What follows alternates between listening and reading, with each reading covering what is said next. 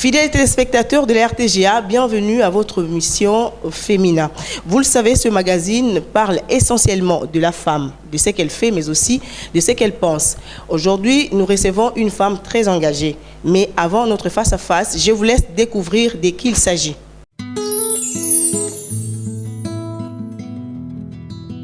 Le coq chante, le soleil s'élève. Au chant du coq, Madame Jeanne Jafari Raus, présidente de l'Union des filles et fils de Kabambare et présidente du Centre d'encadrement pour mères et enfants, se réveille. Cette femme engagée se lève chaque jour tôt pour éviter d'être prise de court par les vicissitudes de la vie et la vitesse ultrasonique du monde. Avant de quitter sa maison, ses premières occupations, son ménage, c'est-à-dire son mari et ses enfants. Déjà, elle tient mordicus à la trilogie « Mon Dieu, mon mari et mon travail ». Cette femme de caractère originaire de la province du Maniema, comme une vraie patronne, suit à la loupe l'exécution des instructions données à son maître de cuisine.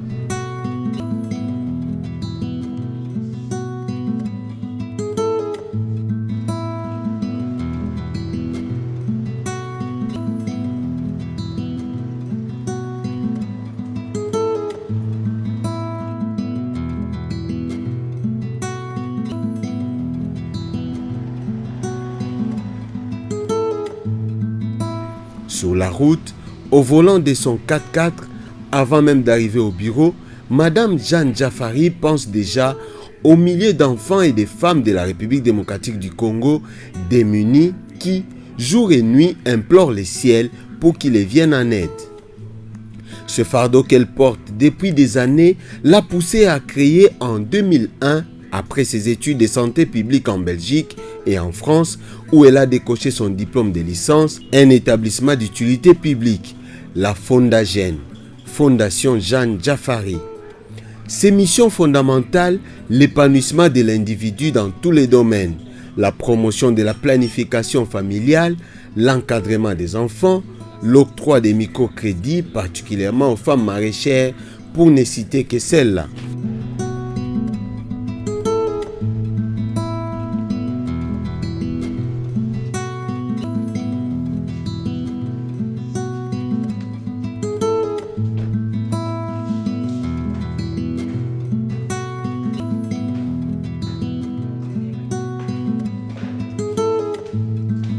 Chaque jour, lorsqu'elle arrive à son bureau, elle consacre la journée à son Dieu, le Créateur du ciel et de la terre, à travers un court moment de recueillement.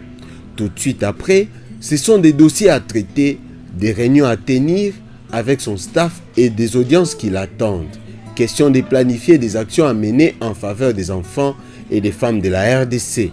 Animée d'un altruisme au maximum, encouragée et soutenue par son mari, et rongée par les soucis d'entrepreneuriat, Jeanne Jafari Raus avait déjà, après avoir prêté ses services dans plusieurs cliniques de Bruxelles, créé en Belgique son propre centre médical, véritable détonateur pour la suite. Conséquence logique, la Fondagen et en particulier la mutualité Nathanaël, une des branches de cette ONG, travaille à ce jour en partenariat avec un réseau important d'hôpitaux de la RDC et de la Belgique. Femme de grand cœur, elle n'hésite pas à partager tout ce qu'elle possède avec les plus démunis. Sa philosophie n'est pas être heureux tout seul.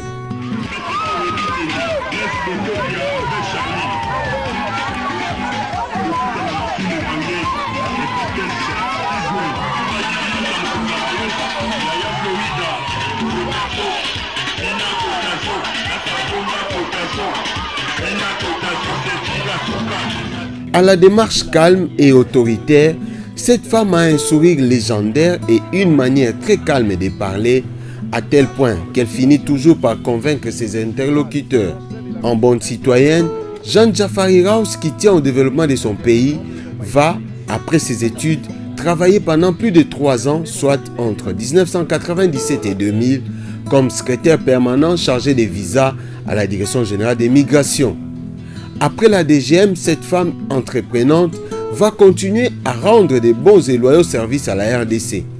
D'abord comme conseillère principale à la vice-présidence en charge des infrastructures et constructions à l'époque du gouvernement 1+4 sous la supervision de Yerodi Abdoulaye Ndombassi, ensuite comme conseillère chargée de la communication auprès du vice-premier ministre Bouloupi Galati qui coordonnait les postes de téléphone et télécommunications. C'est dans ce cadre d'ailleurs qu'elle a été chargée en 2010 à faire l'évaluation de toutes les routes de desserte agricole 50 ans après l'indépendance.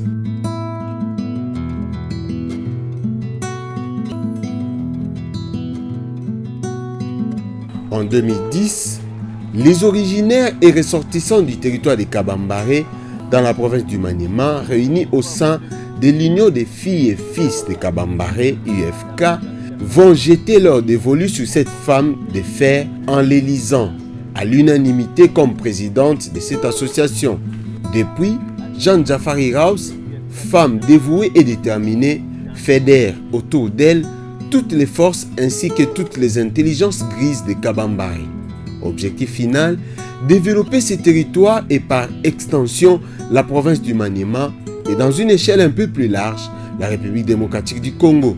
Amoureuse et défenseur de la nature, Madame Raus clôture chacune de ses journées après un tour dans son jardin où elle se rend compte de la santé de ses fleurs qu'elle chérit tant. Très solidaire pour le bien-être de tous, voilà les principes chers à cette femme qui s'est toujours distinguée à travers la maîtrise des dossiers qu'elle gère au quotidien.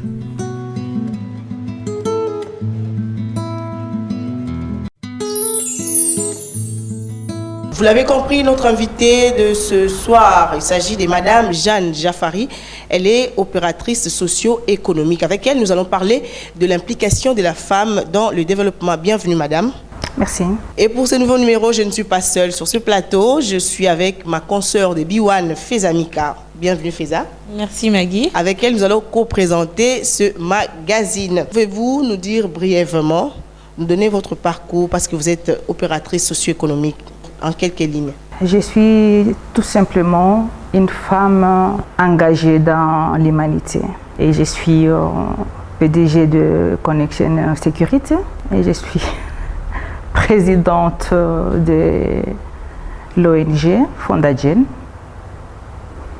Je ne veux pas dire je suis. Vous voyez, il fallait que vous-même vous me présentiez parce que sinon je risque de tomber dans les je suis. Je n'aime pas. En fait, je suis mariée, mère des enfants. Merci Madame pour cette présentation. On va commencer par la fondation qui porte votre nom. C'est depuis 2001 que vous avez créé cette fondation. J'aimerais tout de suite savoir quelle a été votre motivation pour mettre en place ces structures. Je n'aime pas voir les gens souffrir si je sais ce que je peux faire pour participer à leur souffrance. Et alors, Madame, quels sont les objectifs poursuivis par votre fondation et son travail consiste exactement à quoi? Le but, c'est d'aider à promouvoir l'individu. C'est ça le but. Chaque personne a droit de s'épanouir. C'est l'épanouissement de l'individu, que ce soit l'enfant, que ce soit l'adulte, que ce soit un roi, que ce soit un président. Tout le monde a le droit de s'épanouir. Qu'est-ce que vous faites au sein de votre fondation? On essaye d'assister les plus démunis. On essaye d'assister les chômeurs.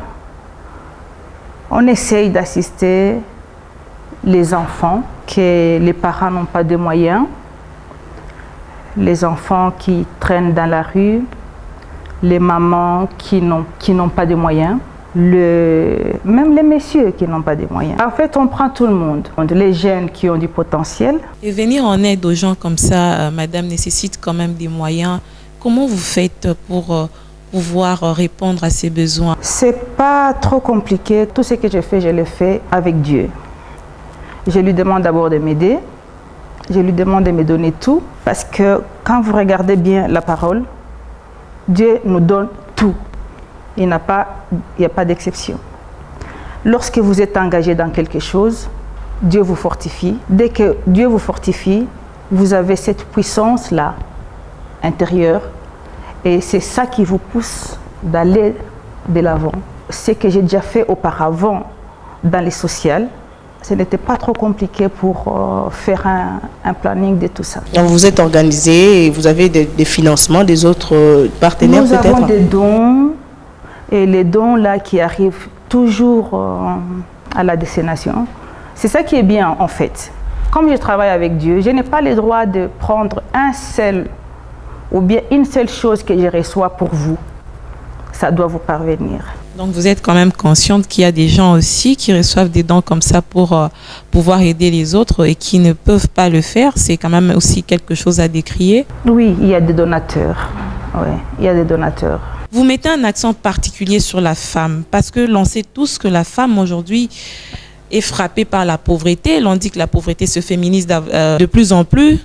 On sait que la femme a des problèmes d'instruction. C'est l'homme qui était parti à l'école avant, qui a aujourd'hui beaucoup de postes de responsabilité. Donc la femme est plus frappée par la souffrance. Est-ce que la Fondagène met un accent particulier sur la femme congolaise? Bien sûr, ce n'est pas pour rien. Au fond des Fondagène, il y a une cellule microcrédit qui vient en aide pour ces mamans dont vous pensez. On les aide psychologiquement, moralement, socialement et les guider aussi. C'est des simples trucs en fait. Maman maraîchère, il ne viendra jamais demander ici plus de $100.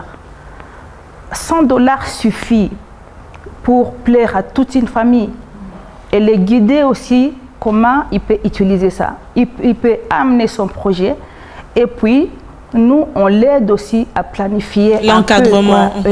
Voilà, l'encadrement. Alors, Fondagène, madame, a plusieurs secteurs d'activité, entre autres une mutualité de santé, il y a une société de gardiennage, il y a une ferme agro-pastorale, vous avez une entreprise d'impôt-export et puis un salon de coiffure et une boutique cosmétique, un service d'aide sociale aussi. Il y en a tellement beaucoup. Et comment vous faites alors pour gérer tout ça en tant que femme, madame? C'est pas trop compliqué. Je fais un plan. 3 points. Dieu d'abord, mon mari et le travail. Donc quand je dis mon mari, c'est la famille et le travail. Lorsque vous avez ces plans-là, maintenant, c'est comme un canevas. Qu'est-ce que je fais pour Dieu? Qu'est-ce que je fais pour ma famille? Et qu'est-ce que je fais pour mon travail? Tout est bien calculé. Il y a un tableau. Si je dis que je suis seule, je peux mentir. Seule, je ne peux rien faire.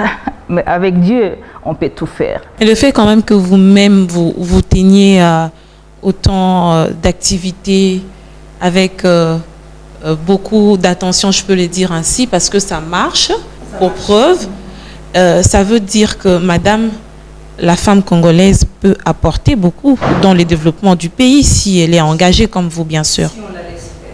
Qu'est-ce que vous entendez par là? Elle est étouffée, la femme congolaise? Oui, bien sûr. Elle est étouffée au Congo, j'ai toujours dit, pas seulement au Congo. Dans ce monde, les hommes, souvent, ils croient, les hommes avec H, les hommes de sexe masculin. Souvent, ils ont des idées erronées. Ils pensent qu'ils vivent seuls sur cette terre. Ils pensent qu'ils peuvent tout faire sur cette terre. Or que c'est faux, quoi. C'est faux. Donc la femme est capable de donner quelque chose de meilleur. La femme est capable de donner quelque chose de meilleur, même plus qu'un homme. Et la seule chose que je ne comprends pas, pourquoi est-ce que la femme ne participe pas sur tous les niveaux, que ce soit dans les gouvernements, que ce soit dans les para-étatiques.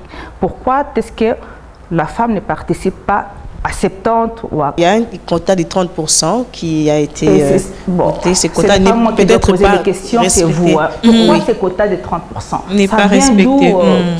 Et le quota même de 30% n'est pas respecté. Et ça vient d'où? Qui les a dit? Et même les hommes qui ont décidé ça.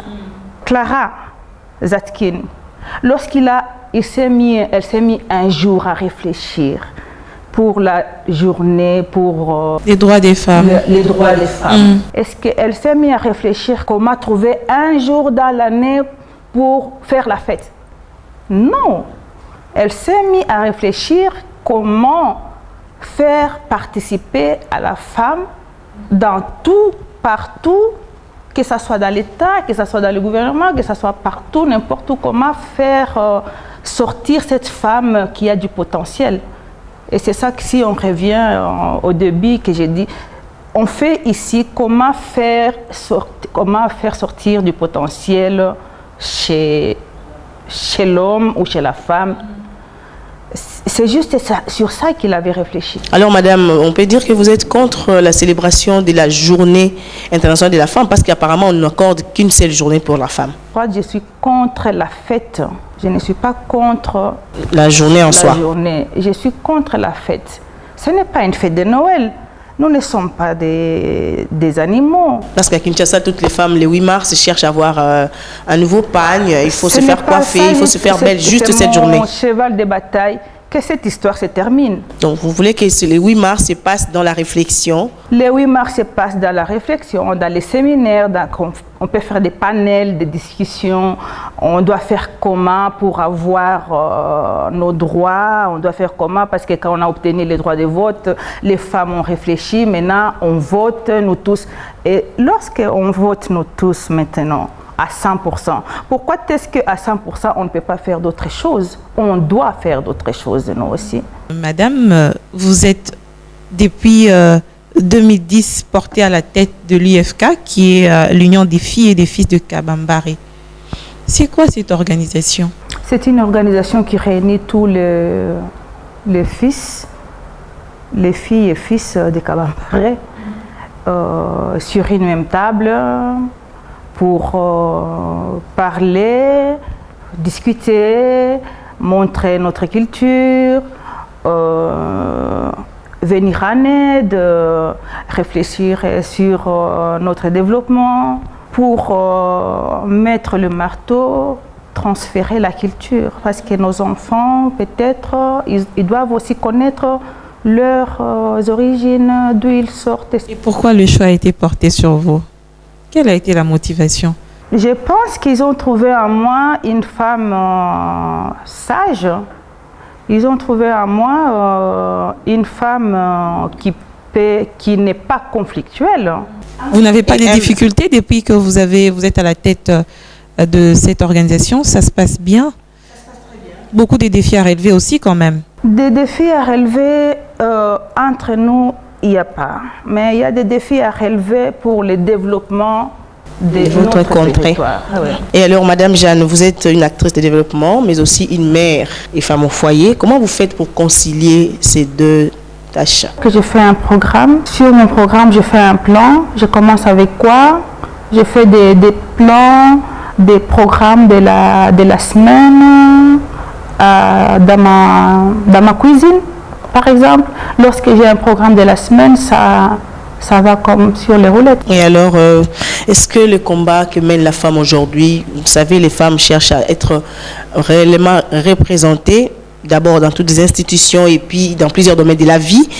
Pensez-vous que ce combat de la femme va-t-il aboutir? Ce combat doit aboutir. Parce qu'il y a certaines femmes qui sont négligentes ou qui ne sont pas sûres d'elles.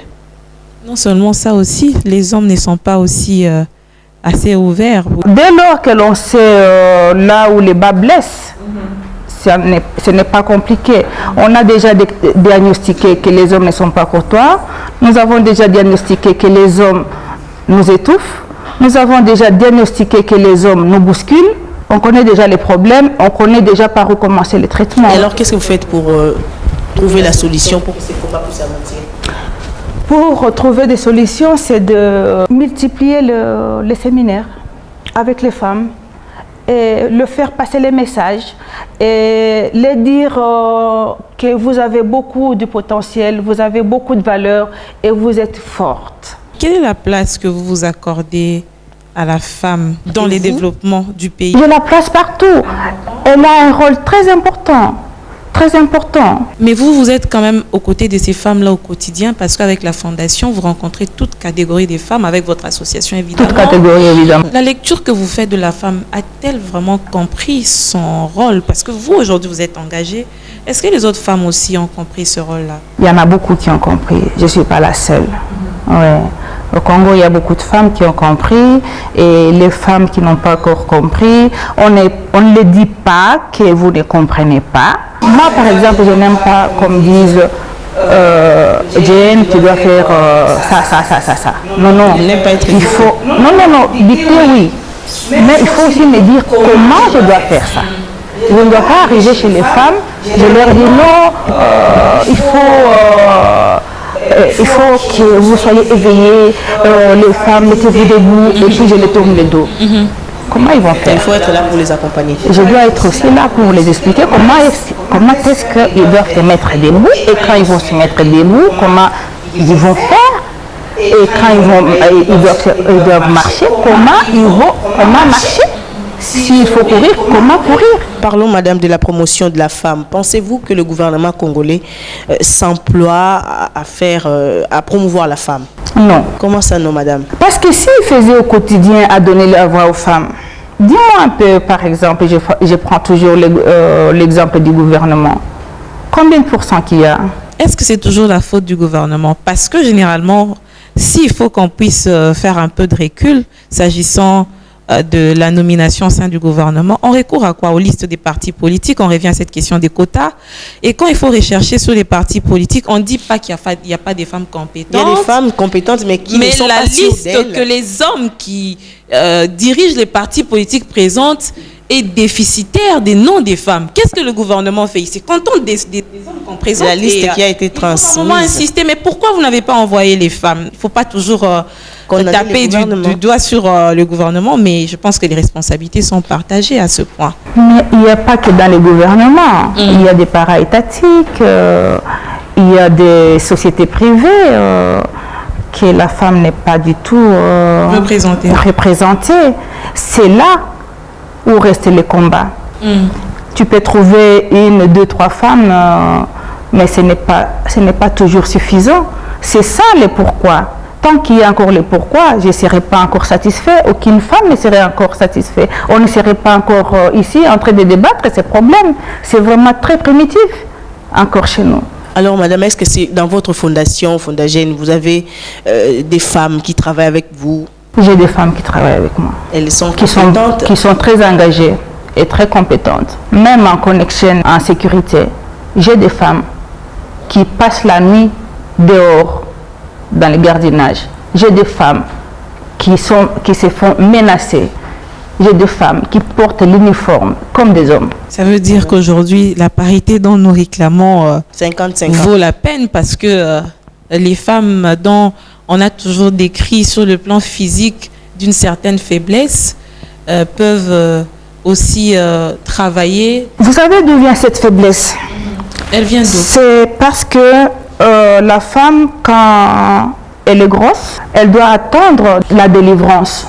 Et c'est ces 9 mois-là que les hommes tiennent compte que nous sommes faibles. Et eux, ils sont encore plus faibles que nous. Pourquoi? Parce que je ne pense pas que c'était le contraire. Ils ne peuvent pas tenir. Ça veut dire que nous sommes quand même... Alors qu'ils sont forts sur le plan physique par rapport à nous, madame. Bien sûr, scientifiquement prouvé que l'homme est plus fort que la femme. Mais la force, c'est de quoi? La force physique. La force physique, c'est quoi? C'est parce qu'on n'a pas la même anatomie entre la femme et ça, rien à faire. Ce n'est pas nous. Dieu nous a créés comme ça. Et vous-même, vous avez plus de facilité de travailler avec les femmes ou les hommes, où il n'y a pas de choix? Il n'y a pas le choix. Tous les deux. Si je n'étais pas une femme engagée, je pouvais être vraiment à la maison en train de tourner les pouces. Une question, vous organisez un gala de charité très prochainement? C'est un gala de charité que Fondagène organise pour la collecte de dons, pour venir en aide à plusieurs orphelinats, les centres qu'on travaille avec, les centres hospitaliers. Ça sera pour la première fois que vous organisez ce gala ou vous en avez déjà l'habitude? On avait déjà organisé une fois. Et cette fois-ci, la date, c'est pour quand? Cette fois-ci, on n'a pas encore la date fixe, mais nous savons que ça sera en mai. La Belgique vient d'être frappée par un attentat terroriste. On parle même parmi les victimes, il y a 6 Congolais qui ont été blessés. Avez-vous accueilli cette nouvelle, madame? C'est vraiment très triste. Et vous savez, quand il y a mort d'homme comme ça, on ne sait pas les raisons, c'est encore plus inquiétant. Quand il y a mort d'homme comme ça et que c'est favorisé par quelque chose, parce que ces terroristes-là ne se sont pas réveillés comme ça. Ils ont été motivés par des gens, ces jeunes gens qui viennent de familles démunies, qui sont presque rejetés dans la société, qui sont pointés des doigts. On peut dire la police belge. Ça commence à tourner dans les têtes de ces jeunes gens-là. Ce sont des jeunes gens qui... Comment revendiquer, ils cherchent maintenant comment se venger parce qu'il avait piqué un briquet dans un supermarché un jour, on l'a mis en ouf, et puis là en prison il commence à réfléchir, moi comment je vais me venger. S'il regarde du côté familial, il n'y a rien. Au sein de cette émission Féminin, nous avons toujours des questions surprises. D'abord, nos téléspectateurs auront le plaisir de savoir quel est le sport que Madame Jeanne Diafari préfère en dehors de toutes ces responsabilités que vous avez. J'ai fait du spinning qui n'est pas très compliqué pendant 1 heure. Demain je peux faire, tout comme demain je peux faire la Zumba, tout comme le lendemain je peux faire le judo. Je mélange. Donc vous êtes amoureuse de plusieurs disciplines sportives. Oui. Si on vous invitait par exemple, la RTGA vous invite à un dîner, qu'est-ce que madame va préférer plus manger? Foufou et les Thompson. Et les sombés, les feuilles de manioc. D'accord. Pendant le moment où vous ne travaillez pas, vous faites quoi comme vos détentes, vous les passez comment? Je prends des vacances et je pars. Donc vous quittez Kinshasa, vous partez pour prendre un peu de l'air et... Je pars pour faire l'espace, surtout le bien-être. Vous êtes originaire de la province du Maniema, c'est ça? Non, je suis congolaise. Vous êtes originaire du Maniema, République démocratique du Congo congolaise, oui. Pouvez-vous adresser un message à toutes les femmes, mais en votre langue maternelle? Ah, c'est du racisme ça? Non, c'est pas du racisme. Parce qu'il y a... Non, même pas du tribalisme. Naomba wanamke wote wasimame imara kama vile wanaume kwa kujitetea kwa ajili ya kazi, kujitetea kwa ajili ya nchi yetu. Basi. Et la signification en français fait d'amour. C'est du Swahili Bora, je peux un peu interpréter. Moi, je parle le Swahili, mais ça, c'est quand même du Bora. Vous demandez aux femmes de pouvoir s'élever de la même manière que les hommes en vue de développer le pays, c'est ça? Tu as compris ce que je dis? Ça veut dire que les femmes aussi vont écouter. Plus facilement, peut-être Swahili, en Swahili facile, mais la lomba, banamke bote, bam Congo, bashimame, saba naume, jua kupikania pays yabo, mkini yabo, bashanje kulalalala, bia bushingishi, nini, bashimame ku saba naume, asemo, bwanango, warenda mkashi, meya bakunipe makuta ya monsoko. Mais cette fois-ci, c'est à vous de traduire. En fait, il y a vous savez, avec les langues, hein, vous pouvez parler en anglais. Si vous voulez traduire, ça, en français, ça ne va pas prendre la même chose. Je voulais dire tout simplement que la femme ne doit pas toujours rester à la maison en attendant que mon mari, j'attends mon mari qui doit me donner l'argent pour aller au marché depuis qu'il est parti au travail. Ça veut dire tout simplement ça. C'est dans le même sens que Maggie, mais j'aimerais quand même que vous puissiez en quelques mots vous résumer par rapport à notre entretien de ce jour et surtout aussi adresser un message à toutes les femmes d'abord, pourquoi pas aux hommes, parce que il faut qu'on se le dise, l'homme est un partenaire dans cette lutte. Permanent. Qui nous mettent à l'aise. Voilà, c'est ça. Madame Jeanne Diafari a demandé à tous les hommes qui vont suivre cette émission Féminin de mettre les femmes à l'aise. J'espère que le message est passé. Merci beaucoup, madame, d'avoir répondu à notre invitation. Madame, messieurs, voilà, ça n'est fini pour ce numéro de votre magazine Féminin. Merci de l'avoir suivi. Merci également à ma consoeur de Biwan, Fezamika, qui était avec moi sur ce plateau. C'était génial. Merci, j'ai beaucoup aimé. D'accord. Merci, madame, messieurs. Restez branchés. On se retrouve très prochainement.